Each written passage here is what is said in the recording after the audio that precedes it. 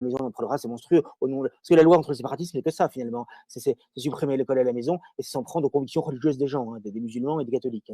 Exactement, C'est que ça, c'est que ça. exactement, et C'est c'est que très, ça, très c'est que important de ça. le préciser. Merci à Oui, vous. c'est que ça, on en reparlera, parce que c'est que ça, c'est monstrueux, hein, c'est monstrueux. Mmh. Pour nous amener à l'école de la LGBT, judéo-maçonnique et tout ça, voilà, c'est ça. Bon, Mmh.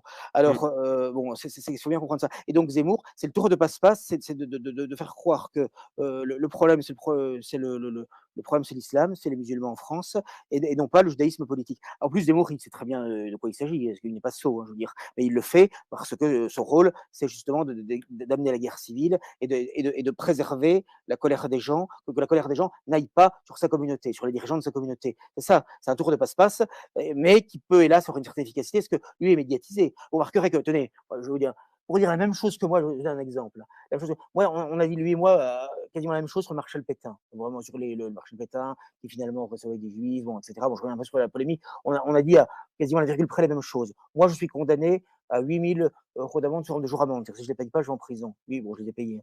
8 000 €. Bon. Lui, il est relaxé. Relaxé en première instance, relaxé en appel. Voilà, c'est tout. C'est tout, je veux dire. Et quand il a d'ailleurs été quasiment toujours relaxé en justice, je crois qu'il a eu 2 condamnations sur 15, donc il n'a pas fait appel, mais qui étaient, je crois, peut-être 1 000 ou 2 000 € d'amende. Enfin, par rapport à ses revenus de 30 000 € net mensuel minimum, c'est ridicule, quoi, je veux dire. Donc, vous voyez, et il y a des gens à droite qui pensent que c'est un martyr de la liberté d'expression, alors qu'on le voyait partout sur CNews, etc. On le revoit encore à la télévision, tout ça, etc. Tout ça est Eh bien, ridicule, quoi, je veux dire. justement, Monsieur Bourbon, avant de donner la parole à Malik, parce que je sais qu'il veut échanger avec vous au sujet de Zemmour et de l'escroquerie Zemmour et Reconquête en général. Mais juste avant ça, Malik, il y a eu justement, et merci Samir de le rappeler, il y a eu, comment dire, des accusations de Madame Gave, qui est la fille de Charles Gave, que chez Reconquête, il y a eu, je crois, l'université de rentrée de septembre ou d'été, je ne sais plus trop quoi, il y a eu des arrestations. Enfin, Université d'été. voilà, exactement, l'université d'été. Comme quoi, il y a eu du trafic de stupéfiants pendant ou possession de stupéfiants. Enfin, c'est des voyous. On connaît la famille Zemmour, c'est des voyous. Malik, justement, tu voulais parler d'Éric Zemmour, échanger avec Monsieur Bourbon à ce sujet-là. Let's go.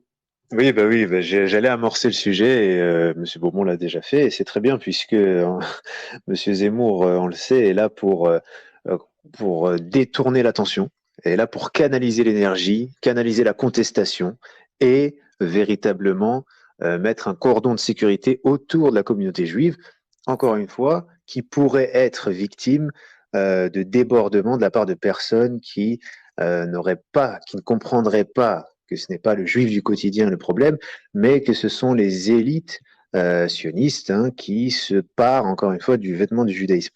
Même si historiquement le sionisme est issu du judaïsme. Donc, clairement, ce Zemmour est là pour que les musulmans soient la cible afin d'éviter, puisqu'avec Internet, avec les littératures prolixe, avec tout ce qu'on a sous la main, on peut clairement comprendre qui sont les maîtres du jeu.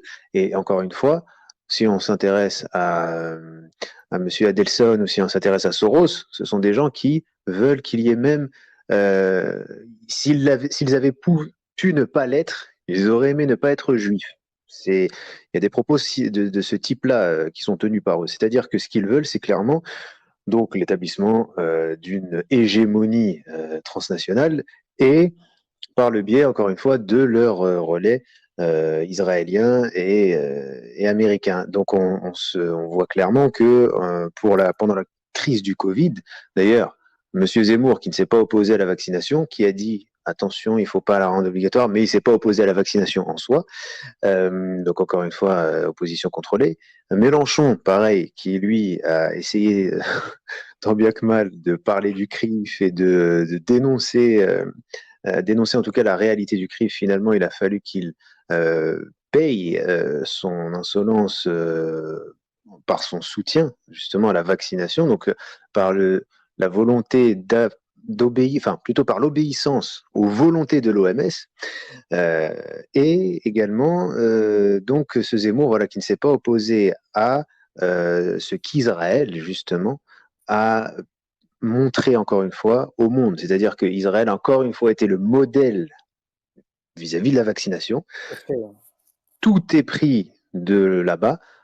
En termes de sécurité, c'est Israël le modèle.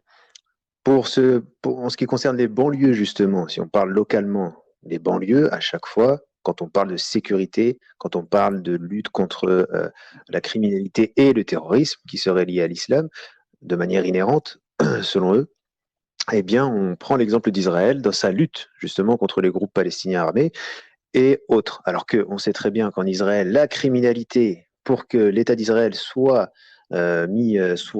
érigé, il a fallu que beaucoup d'argent sale via les réseaux mafieux américains, de la mafia juive américaine, qui était beaucoup plus dangereux que la mafia italienne, sicilienne, et qui, donc, il a fallu que des fonds soient, on a beaucoup de documents qui l'attestent, soient directement transférés des États-Unis aux communautés juives européennes, puis aux communautés juives qui vivent en Palestine, qui vivaient en Palestine donc dans les années 20-30, pour ensuite financer, bien sûr avec le soutien des États-Unis, l'érection de l'État d'Israël. Donc la mafia juive qui est une réalité, encore une fois, le fameux syndicat du crime américain a compté dans les années 30 des organisations mafieuses siciliennes, juives, mexicaines, etc.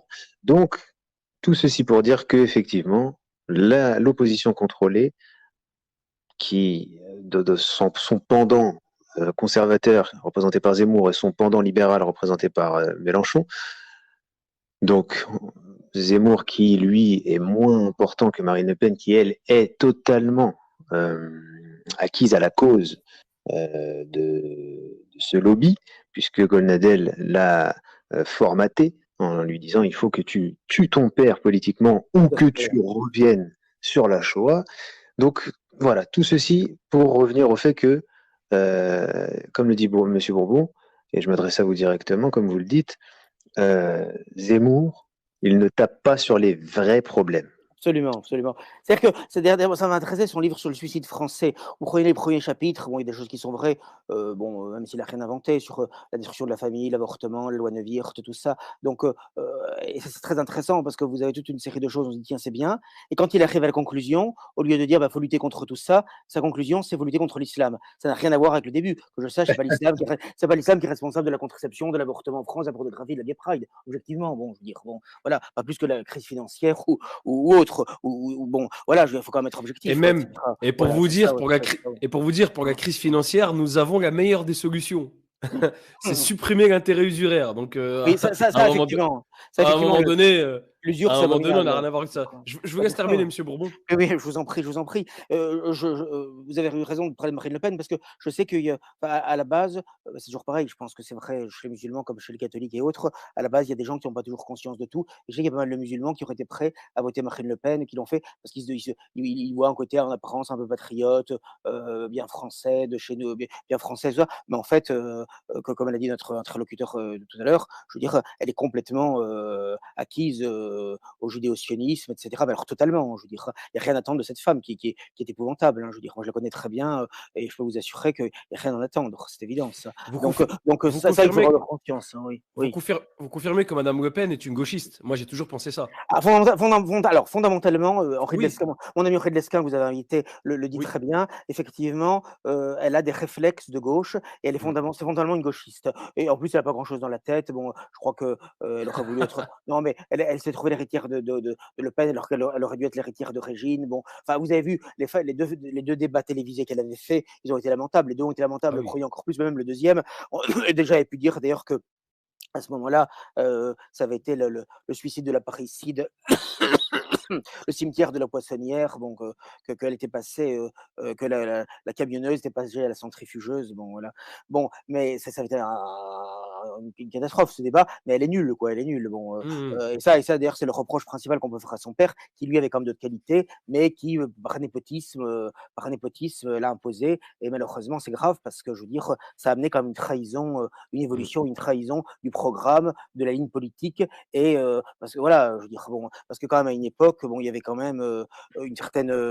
Eh ben justement, Monsieur Bourbon, ça va être la question que Bilal a préparée pour vous concernant. Alors, moi, je